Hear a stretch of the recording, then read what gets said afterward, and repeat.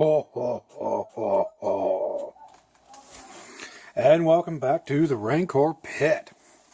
So, I promised you guys that I would go ahead and continue the story that I didn't get a chance to finish last time, because my beautiful daughter had woken up from her nap a little earlier. But I will go ahead and talk about a few other things, and then we'll get right into what I promised you guys, the Darkstar Hellions. If you hear noises, don't worry. It's my Kowakian lizard monkeys. No. It's my wife's having a Tupperware party upstairs, and I got the chance to go ahead and do this for you guys tonight while Trin is at her grandmother's and grandfather's out there in Hamilton Township, Port Hope. So, okay. So, we were getting on to the rest of my custom stuff. The vast majority of it I already covered. Well, I didn't cover it, I mentioned it. If I sat here and actually covered it, we'd be here a while.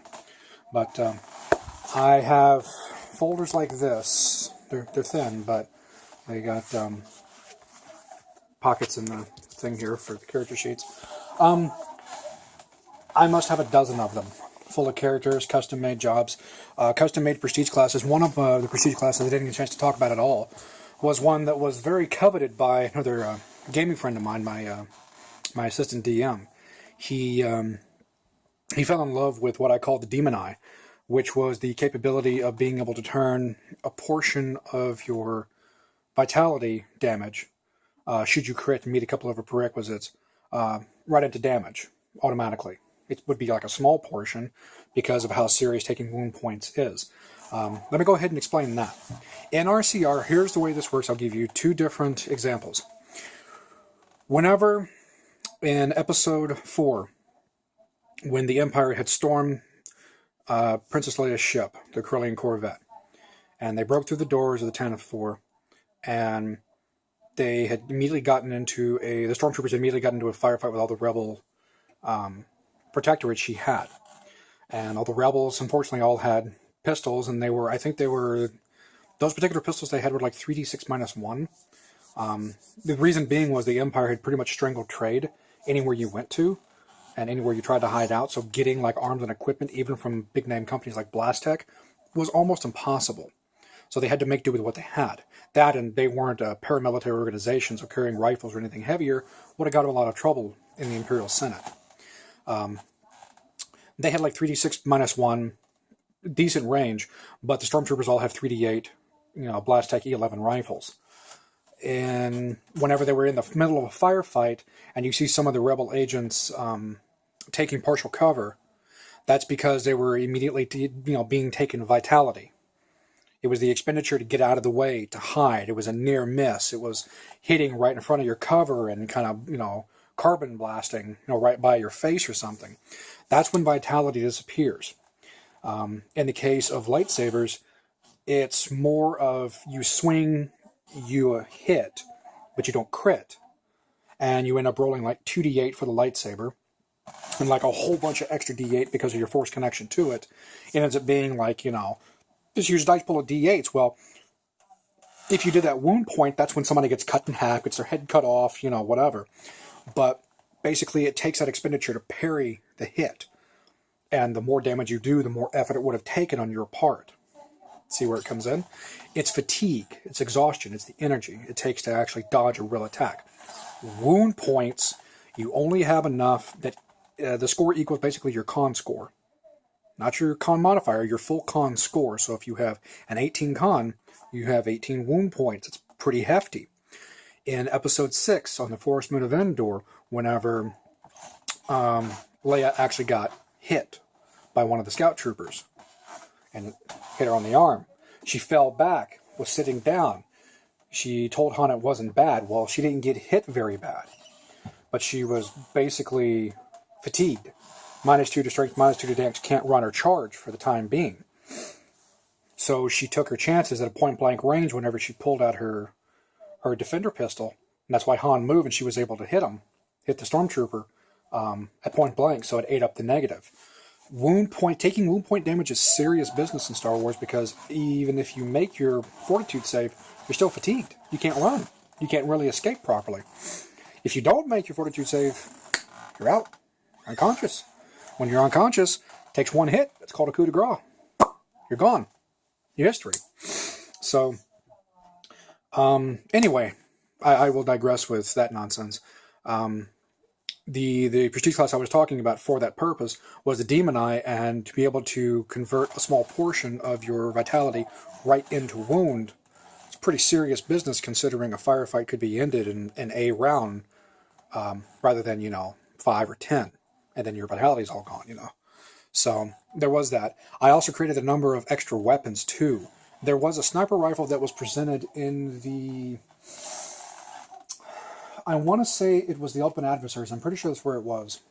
It was an X45 sniper rifle. And it had like 50 meters for its range increment, which means the first 50 meters were free, no negative. Every 50 after that was a -2, up to 10 range increments. Well, that's great. That's fine. Except if you look at 50 meters, it's not all that long. I mean, it's long. It's a good distance. But if you add it all up, it's not that long. Sniper rifles in the real world, which would be considered slug thrower rifles, have huge ranges. So I made one of my own. The drawback is that you do 3d4 as opposed to 3d6, which means the beam is like pencil thin, right? It's got a good crit range because of that, because it's so highly concentrated. But the drawback is, if you hit it hard enough, the whole thing breaks. Its wound points and its hardness score is next to nothing.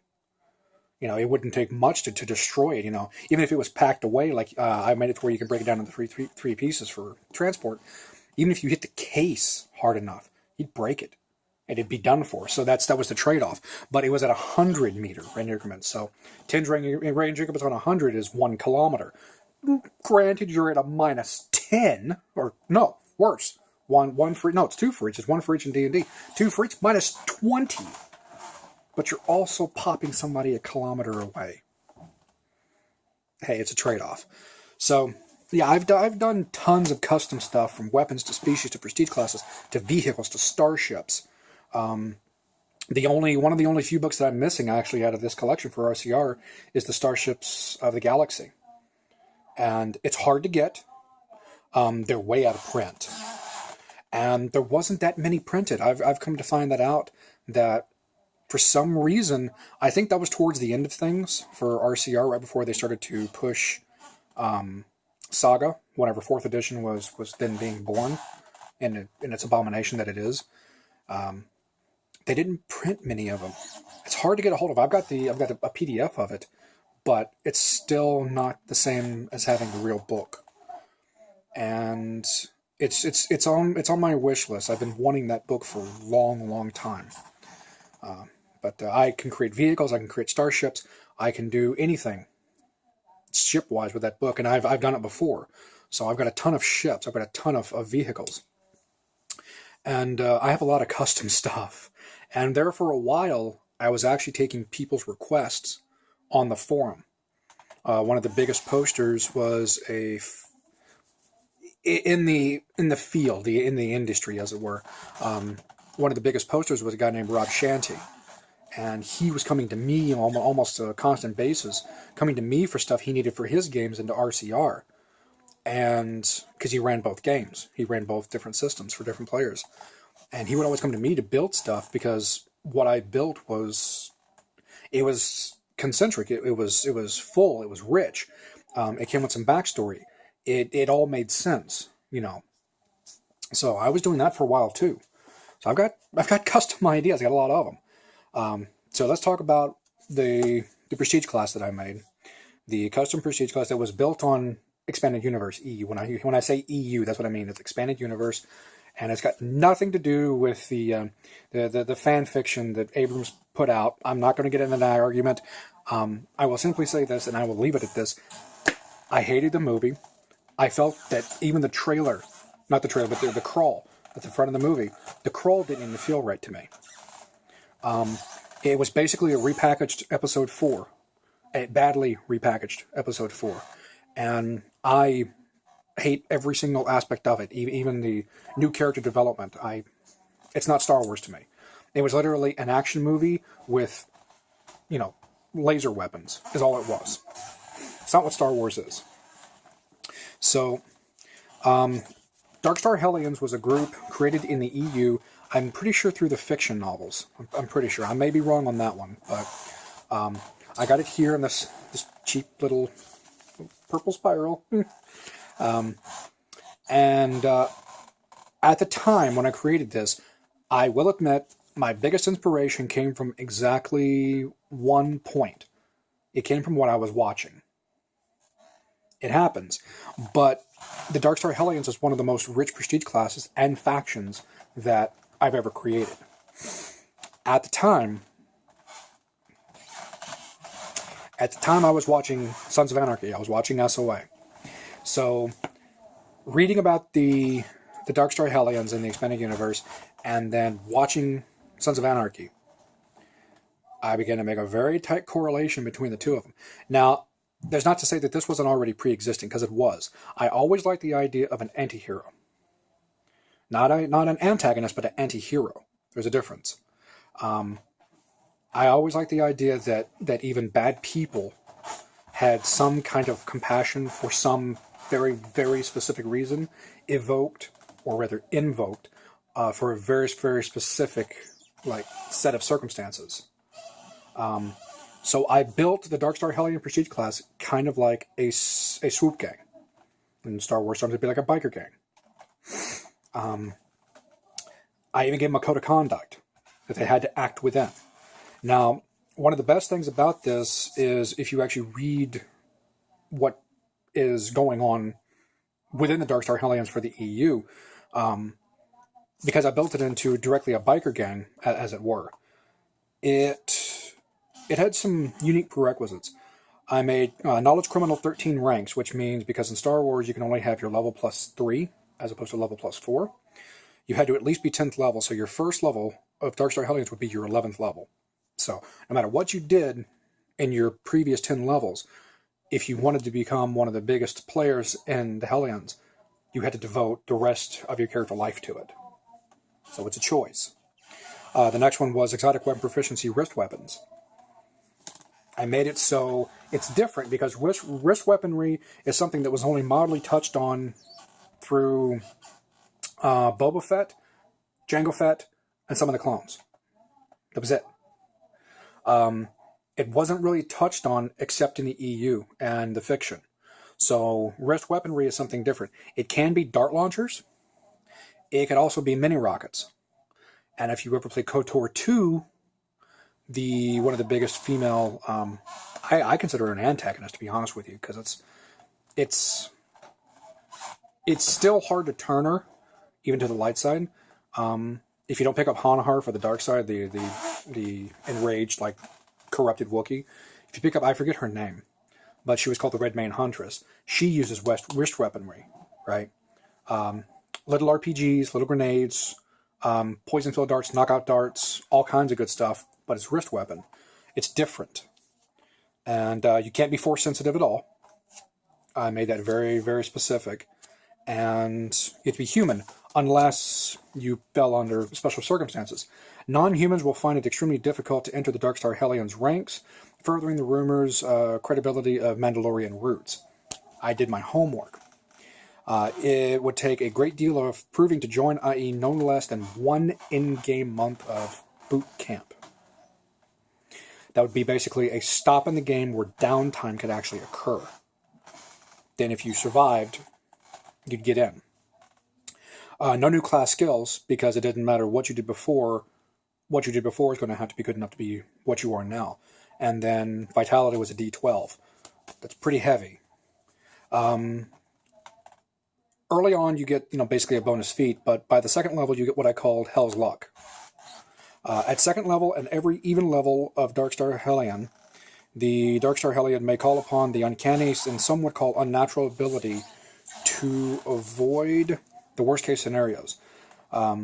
This amounts to expending 10 vitality points and getting to treat a natural 1, which would be a botch, as a natural 20 on any roll. which would be a crit. Hell's Luck cannot be combined in the same round with Scoundrel's Luck, because a Scoundrel does get a reroll, depending on how lucky they are. You do this once a day at 2nd and twice a day at 10th.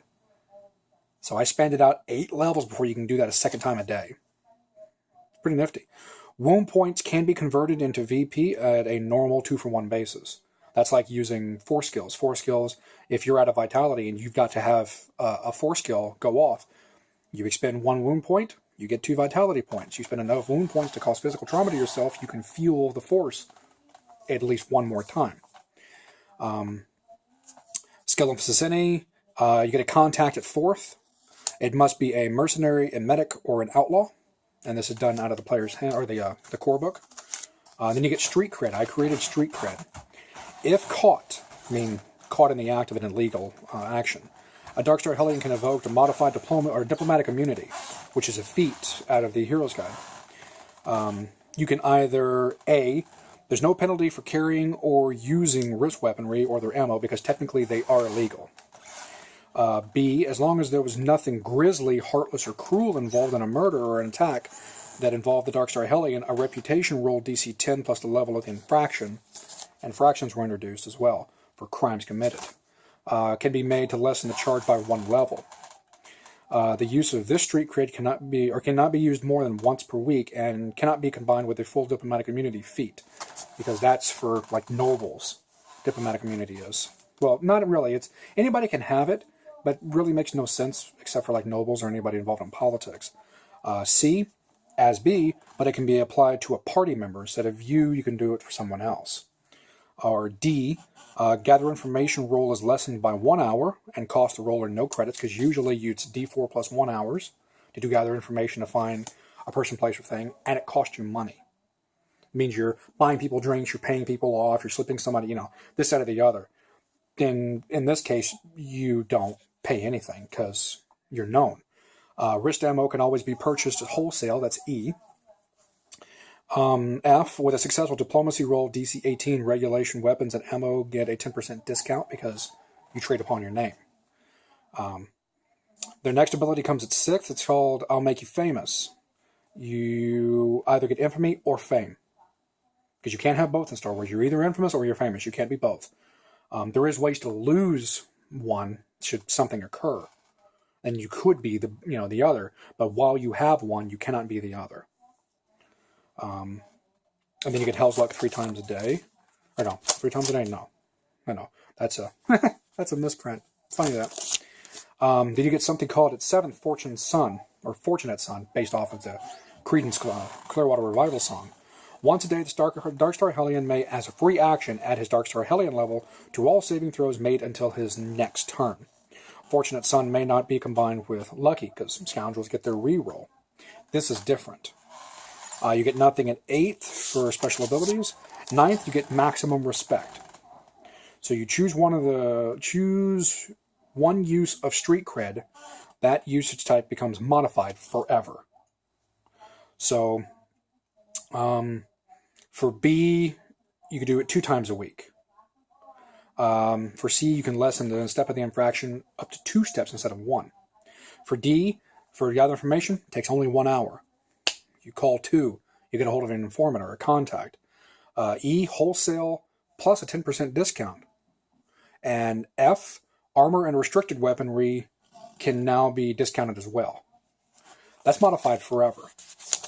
And then 10th, you get an ability I call Lucky Punk. Once a day, the Darkstar Hellion may, as a free action, add his Darkstar Hellion level as a bonus to all attacks made until his next turn. Alternately, the Darkstar Hellion may opt to add the same bonus to one single skill check for D4 rounds. Like Fortunate Son, Lucky Punk cannot be combined with the Scoundrel's Luck special quality. And then you get Hell's Luck 2 times a day. The Darkstar Hellion's code, I'll read this and then we'll have to end the vlog, unfortunately. Mercy is for the weak. Sounds pretty familiar. I did chop that out of a movie, however, it's not what you think. If they cannot fight for themselves, you fight for them. Mercy then would be for the weak. If people cannot stop what's happening to them, you stop it for them. Suicide, be it self-inflicted or the probable outcome of a mission, is never acceptable. There is always other ways.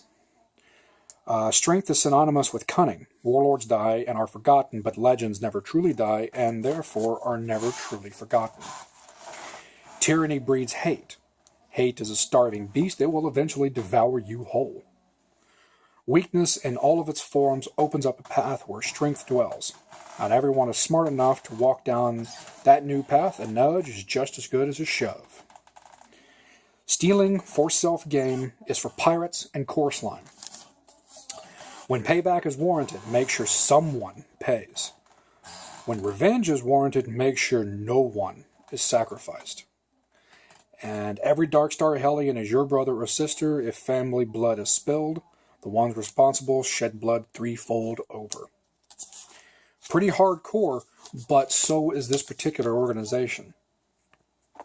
I actually have a game where I have two of my eldest players playing Hellions in a game. And it's going really, really well, too. We haven't gone back to the game in a while, and we really need to, but one of the players lives in Trenton. You know, it's up the road a bit, so getting them down here is a little hard. But anyway, I hope you guys enjoyed this vlog. If you did, like it and subscribe, share it, pass it around. And until next time, which I think I'm going to go ahead and switch again. I'm going to go ahead and switch to White Wolf. There's a bunch of stuff in my head for White Wolf. White Wolf is where I started. White Wolf, if you don't know, is the proponent of who made Vampire the Masquerade and who made Werewolf the Apocalypse. Hot 90s items, not so much now, but they are, after the disaster that was the New World of Darkness, they are going back to their roots and going to... they're publishing it as 5th edition, because it's basically what it is. But they're going back to the way it used to be in this, in the old World of Darkness. So I'm very, very stoked for that first product line to hit so I can take a look at it. So until the next time of the Rancor's Pit, grab your dice and roll initiative.